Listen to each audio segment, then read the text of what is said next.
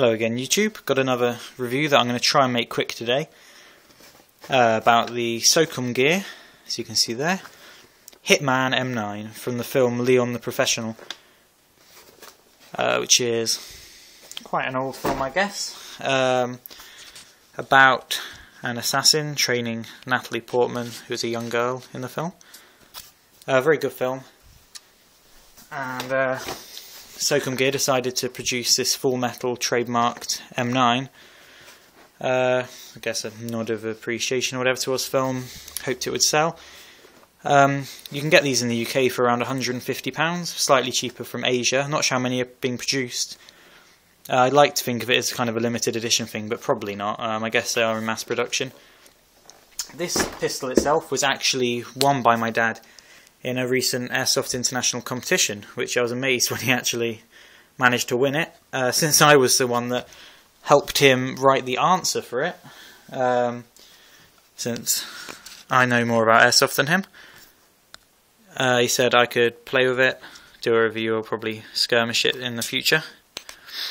Trying to get the camera right here because it's just a phone camera, so not great. Anyway, you get this nice cardboard box, pretty solid. Get this big sticker on it with one of these QR codes, just quite flashy but at the same time understated brown box. Inside you're going to get your SOCOM Gear SOF version manual. I'll just see if it looks without the light, maybe a bit better. Just usual stuff inside. Sorry about the colour, the contrast is pretty high on this camera so everything looks a bit weird. Anyway, you've got you know, just usual things for the SOCOM Gear M9, which is, by the way, a rebrand of the WE M9. Immediately I thought that's probably a bad thing.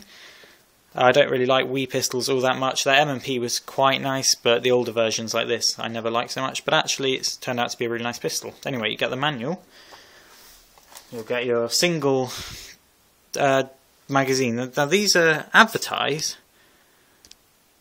These are advertised as 25 round magazines, double stack magazines. Actually, I found you can squeeze in about 28 rounds, which means 28 in the mag plus 1 in the chamber, making 29 shots overall, which is really good. Same as TM High Capper, some of the larger pistols.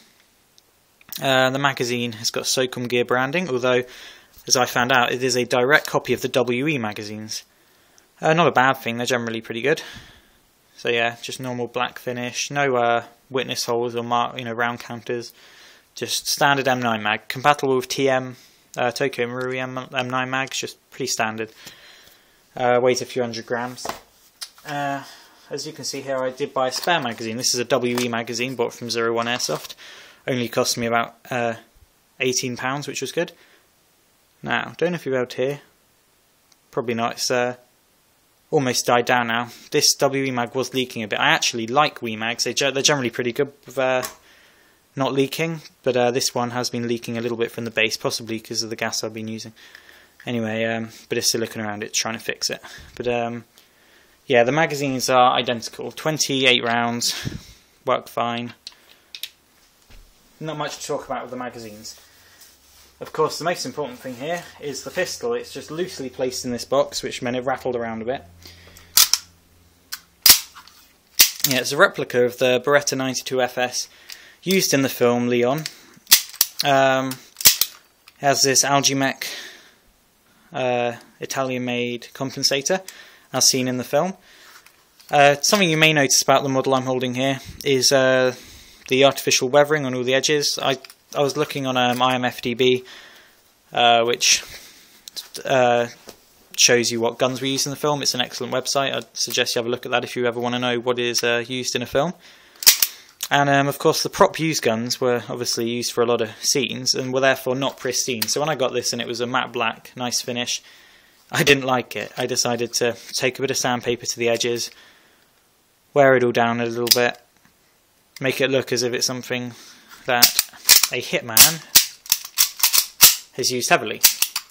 Anyway, as a base it uses a WE M9 standard version. It has SOCOM Gear branded plastic grips, hexagon grip screws which look really nice, slightly rubberized finish.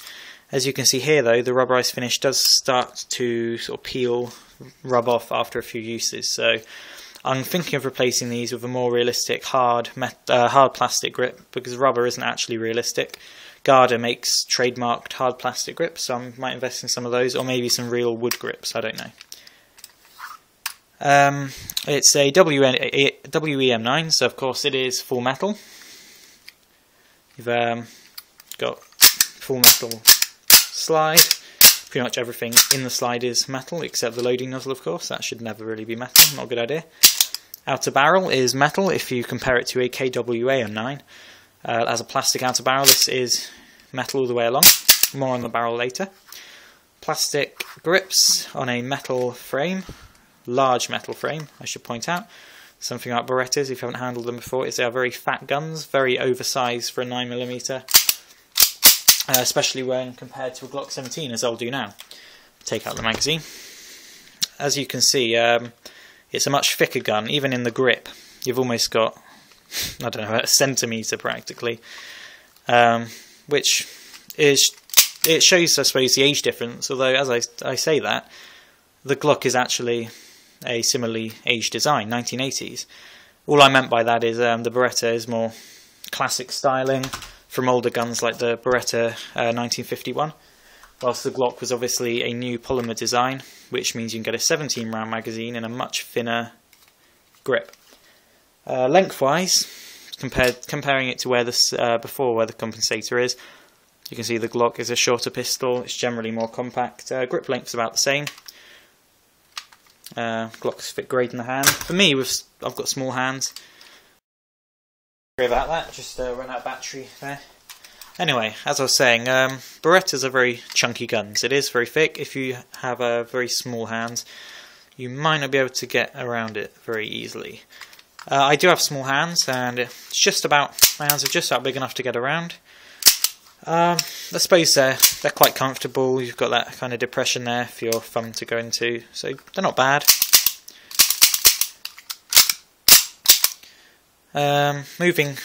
Looking at the frame first, I think. Got a metal lanyard loop, shouldn't break. That's pretty solid. Okay, I say that, it's actually a little bit wobbly, but it's held in by a pin, so it should be alright. You've got your magazine release catch, which is a little bit sort of spongy feeling compared to a Glock, which is more just solid, goes straight through. Because it's got a really tough spring in it. But it is reversible, so if you're left-handed, you can just stick it on the other side and use it like that, which is a nice feature for quite an old style gun. Slide catch just on one side, locks like that. It's not the normal style that goes all the way through, actually, it's just a little plate, but it's just in the right place for me. I really don't like it when they're too far back, because the way I hold my pistols, which is really high up like that, normally it would depress, like on a SIG, it's like I'm always holding it down. On this, it's just about in the right place, so that it'll still operate normally. So yeah, just about right. And in front of that, you've got your takedown lever. Let's see if it's any better without that. No, it is not. It's quite simple to actuate. You simply push the button on that side in, rotate down, and it slides straight off, and then you can see the internals. Other features of the frame whilst we're looking at it, we've got these nice trademarks, if it will focus. Made in hell by SOCOM gear, read manual before use, which is pretty cool, I guess. You've got the moving trigger bar, which is kind of defining feature of Berettas in some ways, to be able to see that. Double action trigger. Should be noted that this gun does not include a decocker, which makes its double action capability questionable, but you'll probably be using it in single action anyway. You've got full length guide rails, keeping the slide on nice and tight. Yeah, it's a clone of the TM Beretta design, so pretty compatible with most brands of upgrades. As you can see there, to put it on, you don't need to lock it back, but I do, and then flick it and it'll go, which works fine. Moving on to the slide, got a mock firing pin in there. I've sanded it down a bit because it looks a bit better in silver. Not silver, but worn. we've got the safety. Safety is a little confusing to me. It's not 2 position as in safe or fire. It's actually 3 position, and there is no reason at all why. So right now it's in fire. You'd think it would just go down to safe, but it doesn't. It actually stops halfway in between. No reason for this at all. It just fires as normal. Actually, maybe the only difference is it actually makes the trigger pull a little lighter. I really don't know why, but there is actually a noticeable difference. In both double and single action, it feels a bit more solid, which is strange. I'm not sure if it should be like that. Moving it one more down is safe, and it totally disengages the trigger from the hammer. You might notice it is not a decocker. The real M9, when you push that down, it would decock the hammer. It does not work with this. Some people like this because it means they can have the gun cocked with the hammer back, grounding chamber, and then have it on safe, so you know you're not going to fire it. But I prefer to decock, so you could just do it with your thumb if you like. It is ambidextrous. Something that always annoyed me about Berettas is it's different on both sides. It actually looks very different, especially when you're aiming down the sights. It just looks ugly to me, having totally different controls. But anyway, not a fault of SOCOM gear. Anyway, it's the usual Beretta open top slide design. You've got no women, no kids, which is kind of a trademark catchphrase from The Professional, from the film. It's kind of a motto to go by: don't kill any women, don't kill any kids.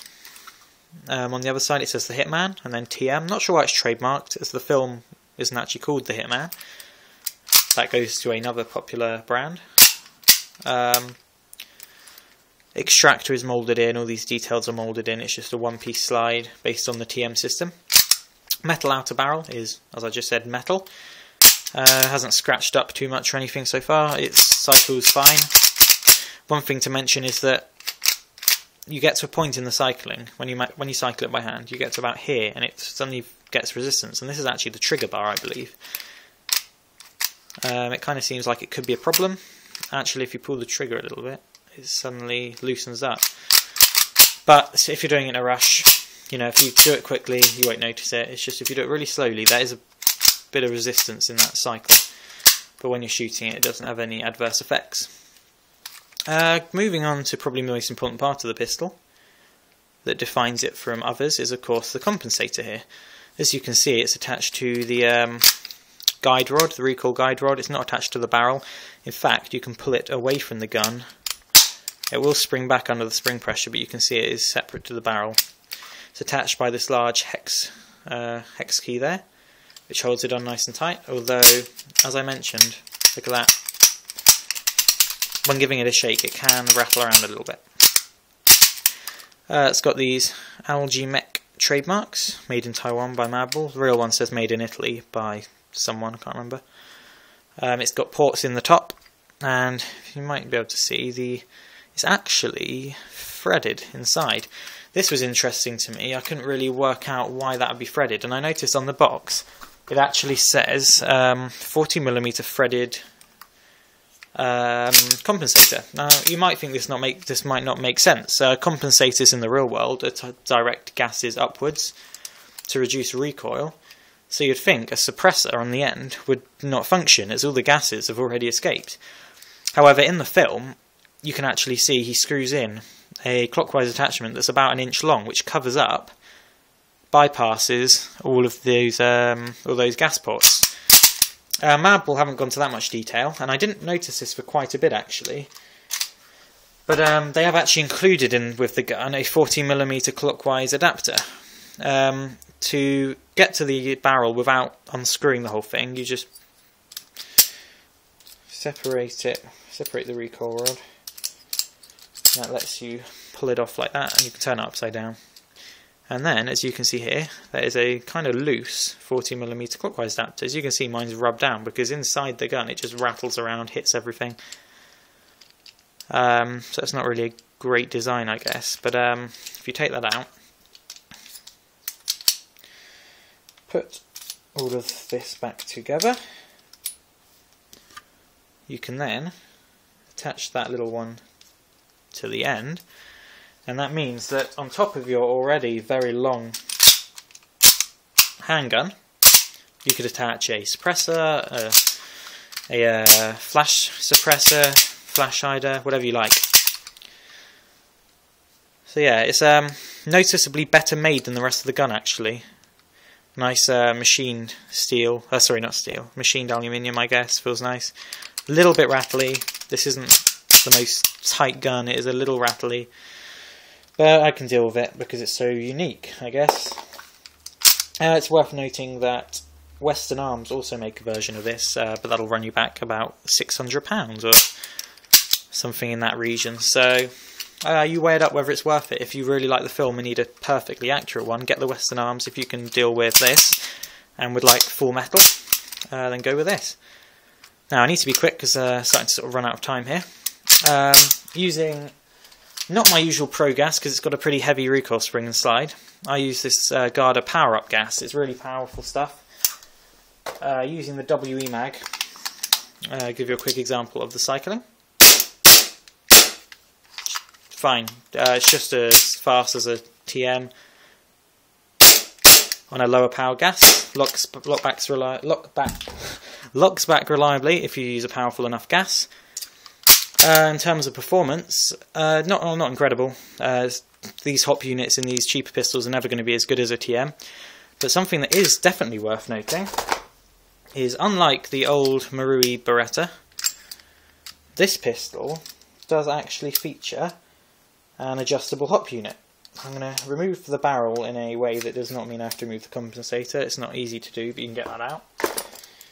And that's right, it does actually have, you've got to move that recoil, the locking block. You can see there's a little grub screw on the top, and that is actually an adjustable hop-up. It doesn't seem to really stay in place all that well. Actually, since I last used it, it's come out a lot. I might need to put some Loctite or something in there. So it's not a great design, but it is better than a totally fixed unit, which the old TM Berettas came with. The internals of the slide are all totally cloned from the TM. So upgrades should fit, although that said, I ordered a King Arms upgraded recoil spring and it did not fit at all. It totally jammed up the action and was not worth it. Got that from Fire Support, which was a shame, because I opened it, ripped it open, and it would not fit at all. Anyway, performance is adequate. Snappy blowback, probably about 320 FPS something. And works pretty nicely. The rear sight is not painted, but the front is, so you can get an okay sight picture. Not great, but pretty good. Sights are totally fixed, moulded into the slide. I guess I could finish up saying that it's, in some ways, it does feel like they've kind of cut corners, the fixed sights, the lack of decocker. But really, you can't blame them. At the time they would have produced this from the WA M9, there isn't really a better version. KWA would obviously be something that they wouldn't be able to rebrand. So for its price, I guess it works pretty well. Its availability of parts and spares, and uses these commonly found M9 mags. You can buy the TM extended ones if you like. Make it a pretty good sidearm. Obviously finding a holster might be a challenge, but I found an underarm holster which actually has worked really well for this. So yeah, finish up saying it's generally a pretty nice pistol. I'm not sure if I would have bought it. Worth £150, I'm not sure. To a collector, yes. Maybe someone who wants something a bit more unique, but the fact that we managed to win this, it's a very good pistol. It had no problems with it in terms of reliability or parts breaking, so unlike some of the older Wii pistols or maybe the 1911s, I can say this has been a reliable sidearm, and I really can't see anything particularly failing on it. You know, it needs a few finishing touches, better grips that don't rub away, but generally, pretty nice gun. So yeah, got more reviews coming up soon. Various items, TM G36K recoil, just to name one. Hopefully this video is long enough to put on YouTube. If not, it might be in 2 parts. But thank you for watching. More reviews coming soon.